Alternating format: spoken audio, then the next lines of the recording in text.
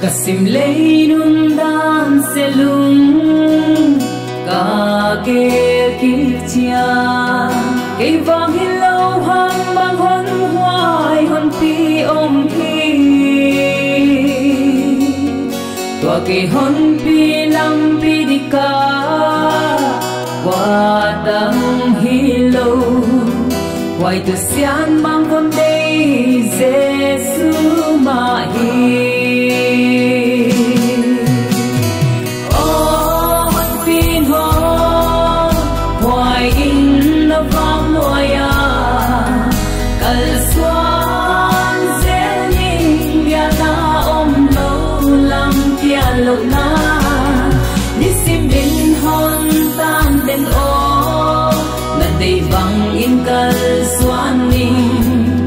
Kanun sung li te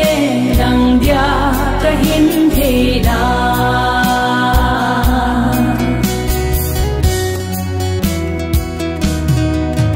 khat ve ve sim le nok sak na den hon sam song nang con pa na hi lo mi bang theng đi nang kia na hi tang con pa na ga i tâu pa nang hon nei te a hi tang con pa na o hon pin ho hoài in na vang hoài a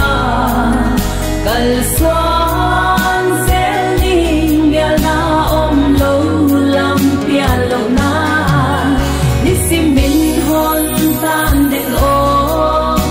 để bằng in kal xoan ninh kanun sung li te nang dia kahin he da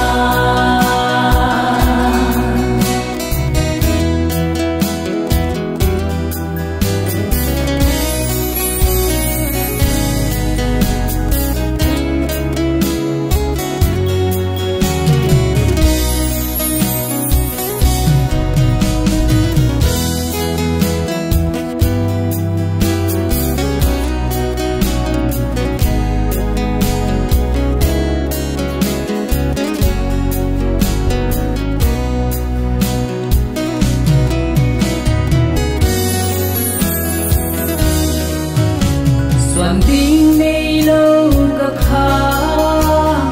và gok song in nang ban zal say tha ha to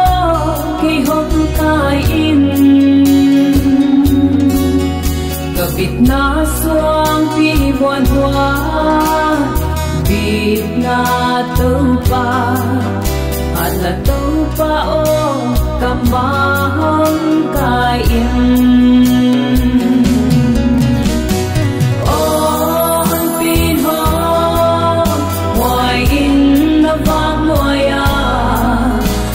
xoan gieo linh bia na om lâu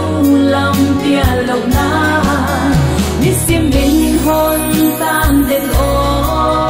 là tây bằng in kal xoan ninh kanun sung li te nang bia kahin he na